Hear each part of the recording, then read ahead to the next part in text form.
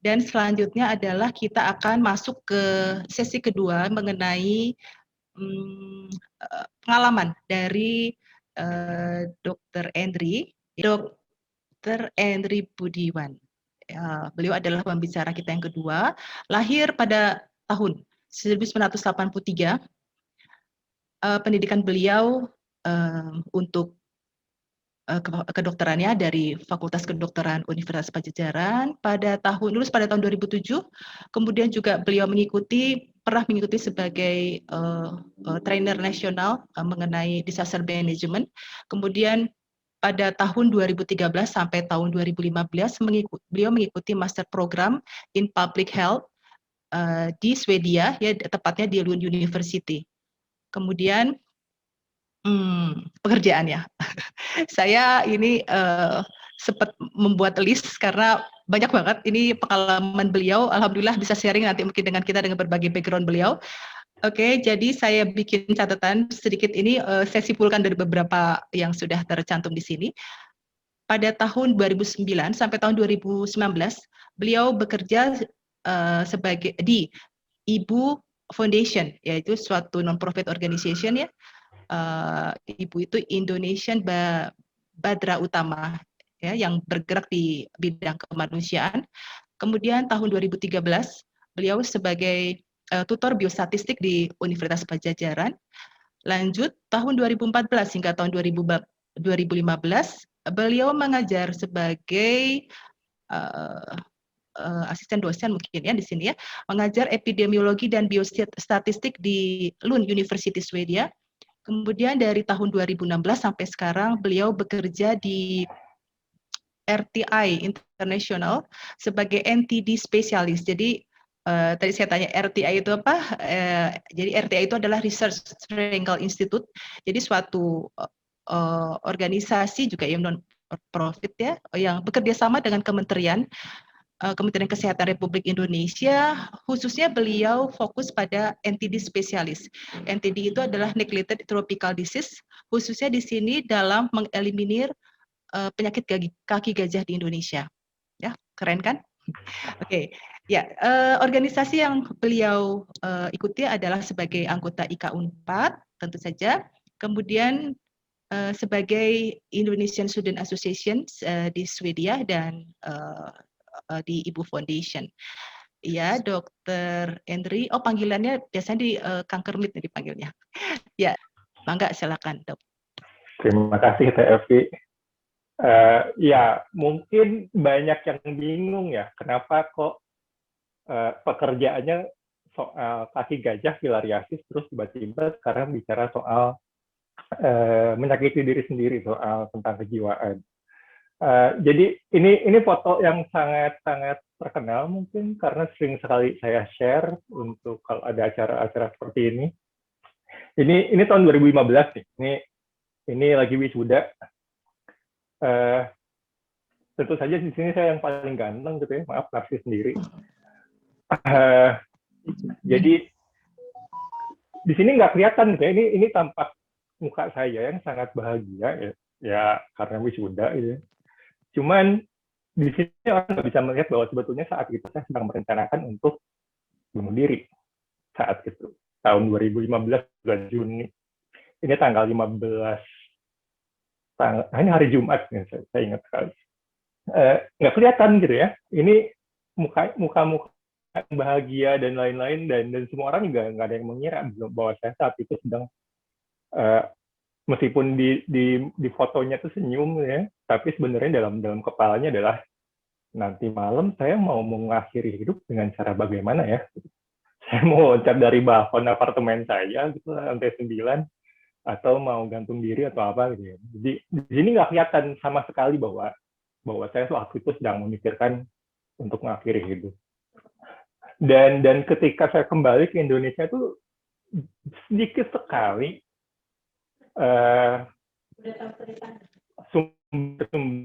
sumber bacaan yang membahas tentang depresi dan masalah kejiwaan lainnya. Hanya ada satu blog waktu itu yang membahas tentang kejiwaan dalam bahasa Indonesia. Dan akhirnya saat itu saya kemudian membagikan pengalaman saya dalam sebuah blog, dan akhirnya malah jadi banyak orang yang datang ke blog itu dan kemudian ikut curhat gitu ya. Dan ketika saya membagikan di sosial media sendiri saya waktu itu, tiba-tiba banyak banget orang yang menghubungi bahwa mereka juga pernah mengalami gangguan jiwa. Ada yang parah, ada yang kok bisa nggak tahu gitu ya, kok bisa bisa bisa terlewatkan oleh saya. Kayaknya semua teman-teman saya rasanya kayaknya happy-happy aja. Dan akhirnya saya nggak pernah merahasiakan kondisi saya gitu. Jadi ini di kantor saya, ini semua teman kantor saya terbuka tentang gangguan jiwa saya, termasuk saat wawancara kerja gitu. Dan di kantor kami kalau membahas gangguan jiwa, kita bisa bahas kapan aja, bisa bahas lagi makan siang, bisa bahas sedang apapun juga kita bahas gitu. Dan nggak ada stigma di kantor kami gitu. Jadi ini saya minta mereka waktu itu dalam rangka Hari Kesehatan Jiwa Sedunia untuk mau berfoto bareng, dan mereka mau dengan sangat bahagia ini mau nemenin saya foto.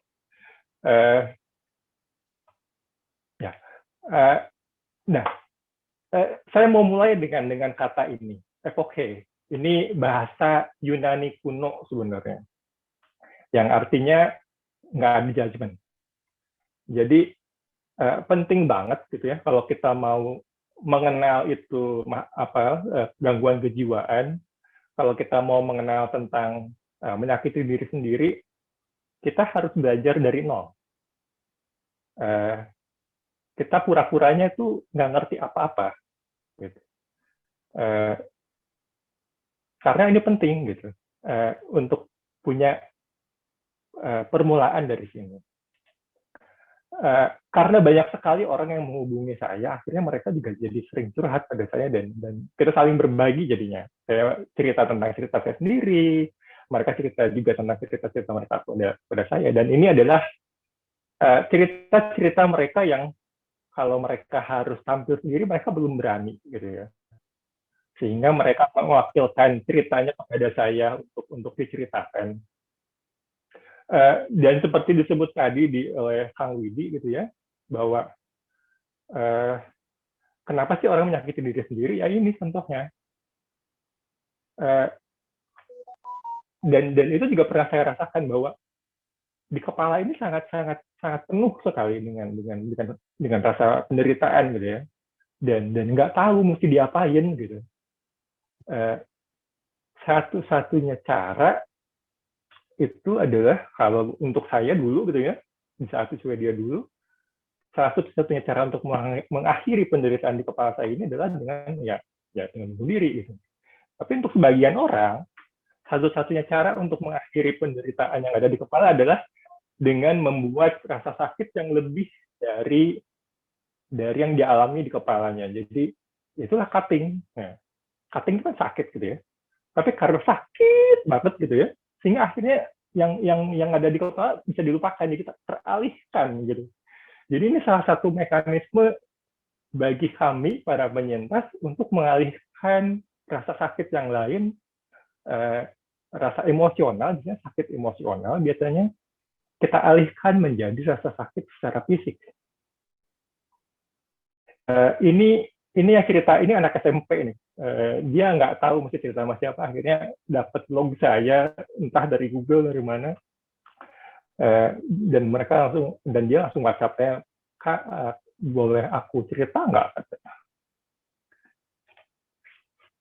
Ini anak SMA, laki-laki. Dan ini salah satu juga alasan lain bahwa kenapa orang menyakiti diri sendiri adalah biar bisa fokus katanya.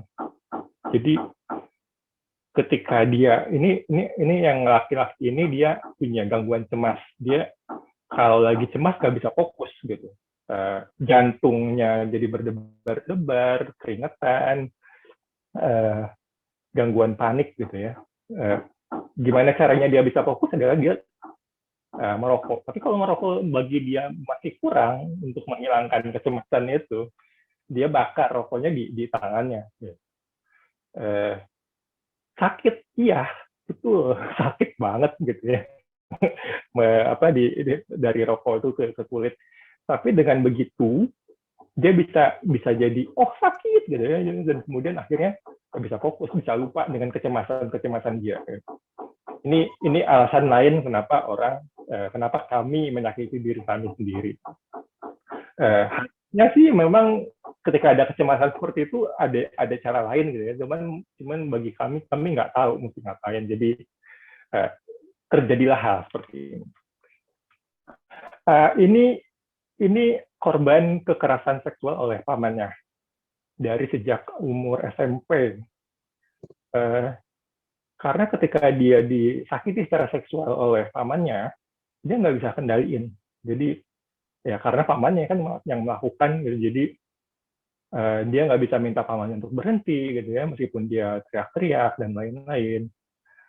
Dan jauh setelah kejadian itu selesai, sekarang ini orangnya sudah kerja hampir 25 tahunan mungkin sekarang ya.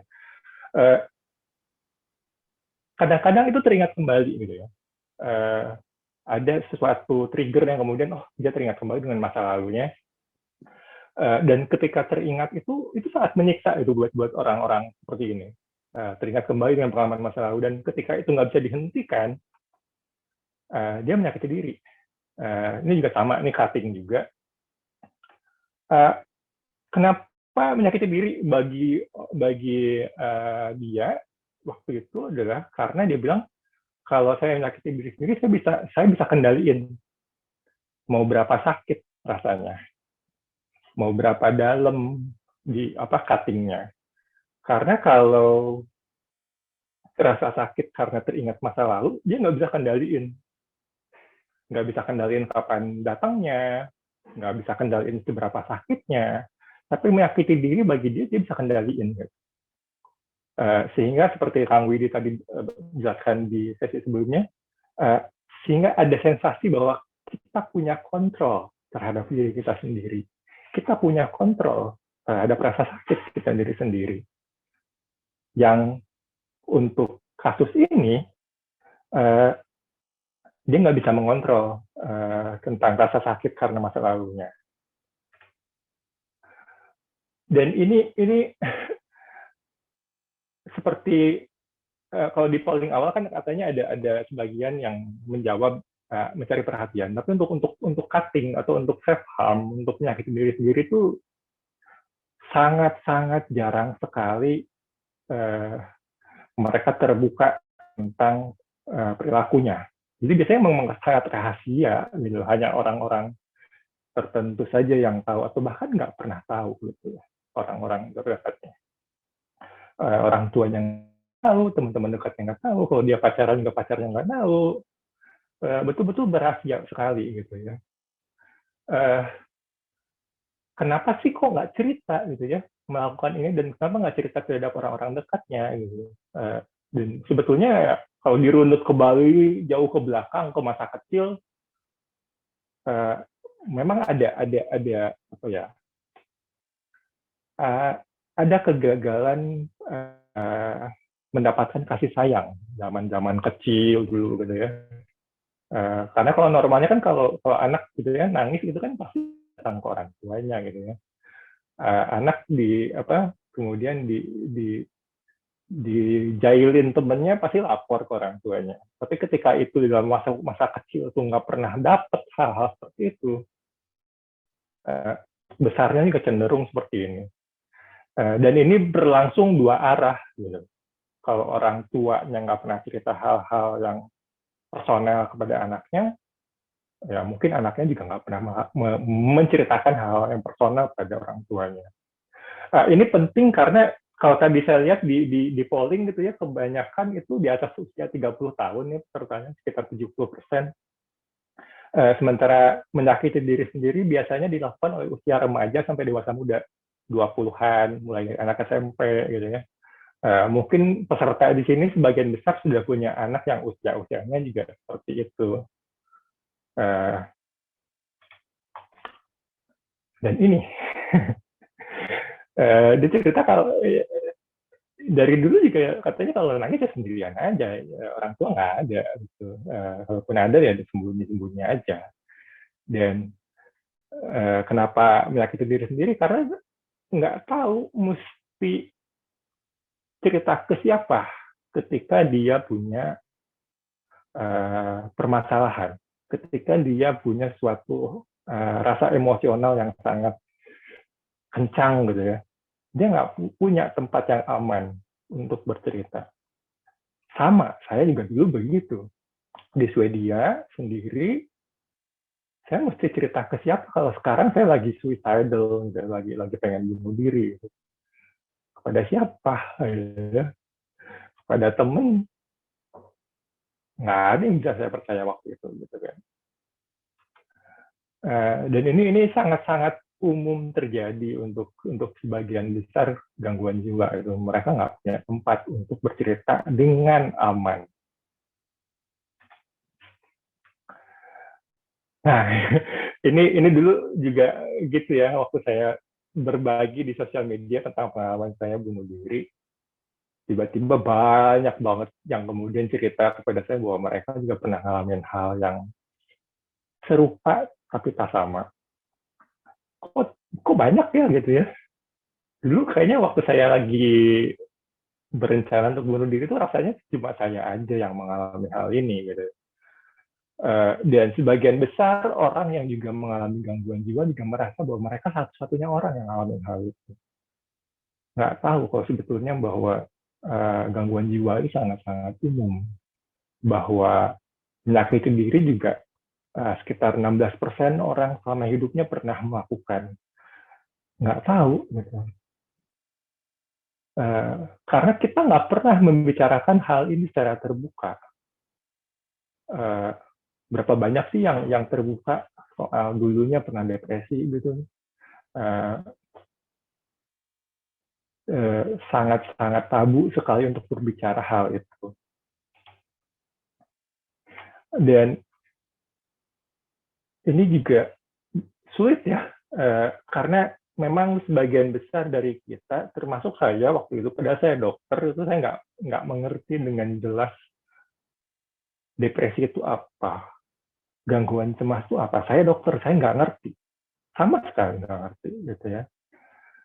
Dan banyak juga teman-teman saya yang dokter juga banyak yang nggak ngerti juga soal hal ini. Jadi kalau masyarakat umum juga nggak mengerti, ketika kita nggak mengerti sesuatu, kita merespon hal yang seperti ini juga jadi ya sepengetahuan kita aja gitu ya. Taunya ya untuk ketika melakukan hal, ada yang melakukan menyakiti diri, responnya marah ya karena mereka nggak ngerti gitu ya.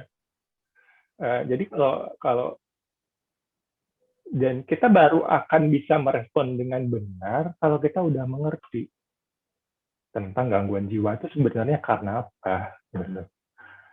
Sehingga jadi kontraproduktif gitu. Kita minta orang-orang penderita untuk bicara, untuk bercerita kepada orang-orang terdekat dalam waktu yang sama orang-orang terdekat ini juga nggak mengerti tentang gangguan jiwa, sehingga kalau orangnya bercerita pada temannya atau pada orang tuanya terus responnya nggak cocok, itu kayak gunung runtuh gitu ya. Kayak aku udah percaya kamu untuk mendengarkan cerita saya, tapi kemudian responnya malah dimarahin. Udah, aku nggak akan pernah cerita lagi gitu.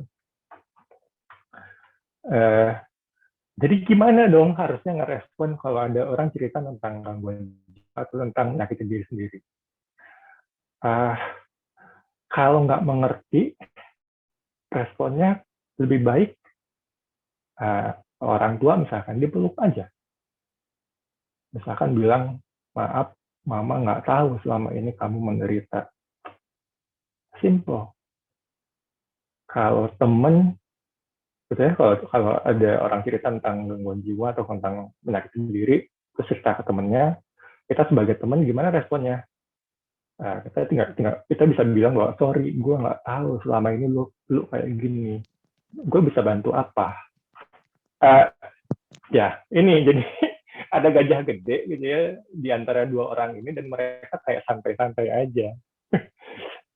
Inilah gangguan jiwa gitu ya. Saya selalu bilang bahwa gangguan jiwa itu lebih tabu untuk dibicarakan dibandingkan seks sekalipun gitu. Padahal kita ngomongin seks aja udah kayak malu-malu gitu ya. Ya, jarang-jarang kita ngomongin tentang hal tentang seks. Gangguan jiwa lebih parah lagi. Kita masih lebih terbuka untuk ngomongin tentang seks dibandingin kita ngomongin tentang gangguan jiwa. Jadi kayak gajah gede tapi masa bodoh nggak mau ngomongin tentang ini. Jadi kalau self harm ini nggak bisa diberhentikan secara tiba-tiba, terus gimana gitu? Untuk gangguan jiwa itu progresnya kecil-kecil ya. Dulu saya juga waktu depresi ketika itu progresnya adalah seminggu pertama sudah mau berangkat, sudah mau bangun dari kasur.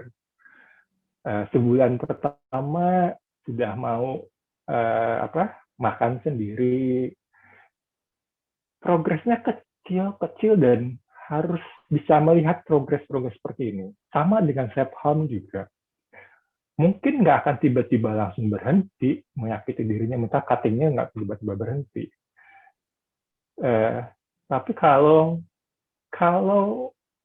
tindakan menyakiti dirinya sendiri sudah bisa misalkan awalnya dalam banget, terus kemudian besoknya agak sedikit kurang dalam, itu udah kita bisa apresiasi. Wah, selamat ya, kamu sudah ada kemajuan, walaupun kecil. Itu penting untuk kita, untuk kami, gitu ya, untuk kami mendengar ada apresiasi tentang kemajuan kami, walaupun hanya kecil sekali. Gitu. Ya, karena kami ngerasanya ketika sedang menderita itu, kok nggak berubah ya hidupnya, gitu ya. Lama banget gitu kayak hidupnya berubah. Ini ada buku yang sangat bagus yang bisa saya rekomendasikan tentang menyakiti diri sendiri. Ini dalam banget pembahasannya dan diberikan contoh-contoh yang luar biasa. Jadi kalau ada yang sangat ingin mengenal tentang menyakiti diri sendiri lebih detail, lebih jauh, baik itu untuk seorang orang tua gitu ya, ataupun untuk penderita, saya bisa rekomendasikan buku ini. Jadi dari dulu saya tuh melakukan kampanye yang saya lakukan adalah tidak sendiri, karena semua orang yang mengalami gangguan jiwa itu selalu merasa dirinya sendiri. Salah satunya adalah dengan saya terbuka aja dengan kondisi saya nggak nutup-nutupin. Padahal kerjaan saya adalah mendampingi dinas kesehatan, mendampingi Kementerian Kesehatan. Mungkin awalnya saya bingung, aduh saya terbuka nggak ya gitu, dengan kondisi saya. Padahal kan saya kerjanya mendampingi Kementerian Kesehatan nih gitu. Ntar kalau saya cerita kondisi saya, mereka bisa percaya nggak ya dengan kerjaan saya gitu. Jadi akhirnya saya buka aja, akhirnya semua orang tahu dan akhirnya orang juga belajar bahwa di sekitar kita ternyata banyak ya penderita gangguan jiwa dan penderita gangguan jiwa juga masih punya masa depan kok gitu. Ya kurang lebih begitu. Terima kasih banyak. Kalau ada pertanyaan mangga. Dan ini adalah link-link lembaga dan lain-lain soal gangguan jiwa. Pertama peduli skizofrenia ini di Instagram ya. Nanti kalau mau cari websitenya bisa cek Instagramnya dulu. Kemudian di sana biasanya ada dari Instagramnya. Yang pertama itu peduli skizofrenia. Mereka cukup besar organisasinya, ada banyak cabang, sering bikin acara. Yang kedua Bipolar Care Indonesia juga mereka sering ada acara, udah sering banget. Yang ketiga Mother Hope ini agak baru, fokusnya lebih kepada depresi pasca salin, orang-orang yang baru melahirkan. Yayasan Pulih itu lebih fokusnya kepada kekerasan seksual dan trauma dan lain-lain. Kalau pijar psikologi ini teman saya di UGM di Jogja. Kemudian ada Relief ini aplikasi lokal di mana orang bisa curhat dan banyak sekali penggunanya. Ini juga teman saya di Surabaya. Si Relief ini banyak sekali penggunanya saat ini lagi rame banget, terutama zaman COVID ini. Kebanyakan dari anak-anak SMA, anak SMP, pelajar-pelajar lah yang menggunakan si aplikasi Relief ini. Rame banget dan karena sekarang pembelajaran online juga kan sangat menyiksa buat belajar gitu ya. Ya, terima kasih. Ya, terima kasih Kang Kermit, Dr. Endri. Paparan yang luar biasa, beliau seorang penyintas, juga seorang dokter. Jadi terima kasih untuk sharingnya di siang hari ini.